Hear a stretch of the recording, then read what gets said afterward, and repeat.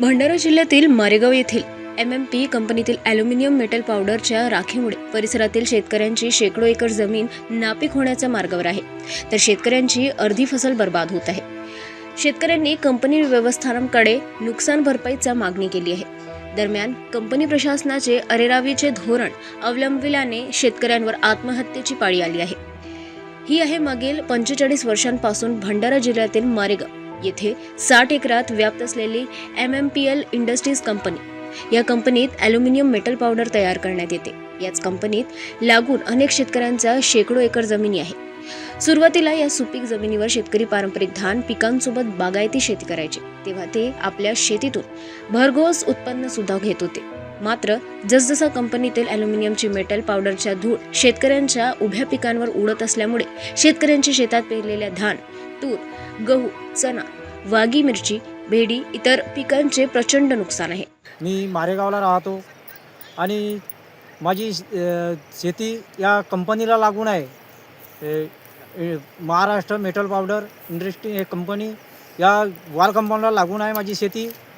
दरवर्षी मी शेतीमध्ये फसल लावतो, वांगा लावतो, भेंडी आणि मिरची, धान लावतो, गहू लावतो, चणा लावतो।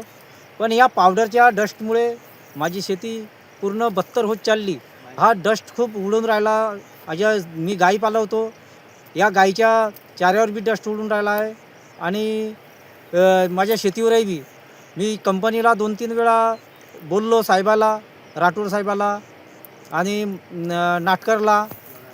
आणि तो वाघा आहे तर खूप आम्हावर खूप टेस्ट मारते। तुम्हाला जैलाच्या रोट्याच्यावरून तुम्ही रस्ता खोदल्या, तुम्ही आमच्या कंपनीमुळे तुम्हाला काही त्रास नाही। तुमच्या शेतीमध्ये हे लाईटाच्या उजेड येते, या लाईटाच्या उजेडामुळे किडे खूप येतात। या किड्यामुळे खूप फसल जाऊन राहिली आहे आणि डस्ट येते। कंपनीच्या डस्टमुळे खूप नुकसान आहे। तो वाघाय साहेब म्हणते का मी तुमच्या शेतीमध्ये पुरे लाईट लावतो, या गाडीच्या टोन लावतो, आता इकडे लावतो आणि लाईट डस्टचे जे पाईप आहेत ते तुमच्या शेतीमध्ये पूर्ण आणून सोडतो। आता तुमची मागणी काय आहे? आता आमची मागणी आहे का आमच्या शेतीत दरवर्षी मी 5 लाख रुपये खर्च करतो। या शेतीमध्ये 5 लाख रुपये खर्च करून माझा मुद्दल पण नाही निघत आणि उलटा नुकसानमध्ये यावं मी घाट्यामध्ये। तर माझी भरपाई या कंपनीने द्यायला पाहिजे, नाहीतर मी आपल्या शेतीतला पूर्ण माल आणून शेती गेटवर फेकून देईन आणि आंदोलन करीन। आमची शेती जागच्या शिवेमध्ये आहे, परंतु कंपनी मारेगावच्या शिवेमध्ये आहे। लगेच म्हणजे वाल कंपाऊंड आमच्या शेतीला लागूनच आहे।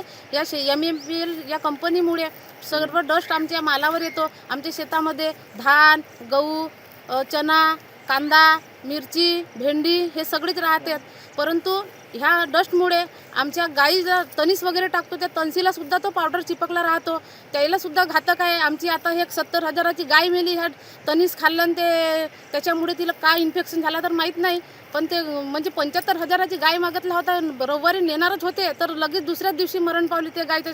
खाण्यानं पाहिला तर पाणी होता पावडरच्या तिथं, तो पाणी पिलं तिनं, पाणी म्हणजे तहान लागली म्हणून पाणी पाजलं तिथं, म्हणजे होतं डस्ट, तो आम्हाला काही दिसला नाही, ते गाय पण मरण पावली। आणि हे मिरची आमची आता एकरामध्ये लोक सांगतात का 10 लाखाची होते मिरची एका एकरामध्ये। आम्ही तर कधीच 1 लाखाची सुद्धा मिरची नाही चुरली।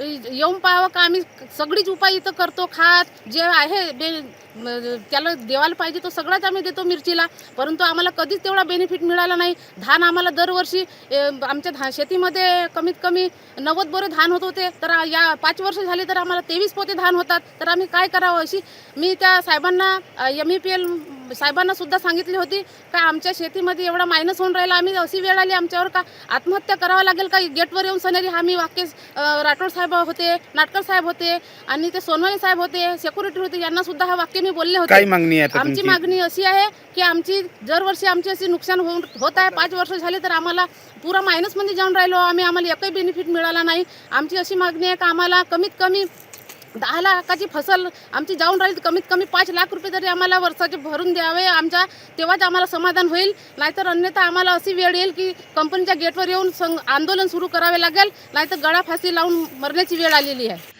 परिसरातील शेतकऱ्यांची अनेकदा कंपनी व्यवस्थापनाकडे याबाबत तक्रार केल्यात, मात्र उलट कंपनीच्या व्यवस्थापकांनी टोलवाटोलीचे धोरण अंगीकारत चक्क पाईप लावून शेतकऱ्यांच्या उभ्या पिकात ॲल्युमिनियम मेटल पावडरचा डस्ट फवारणी करून पिके नष्ट करण्याची धमकी दिल्याचा आरोप शेतकऱ्यांनी केला आहे.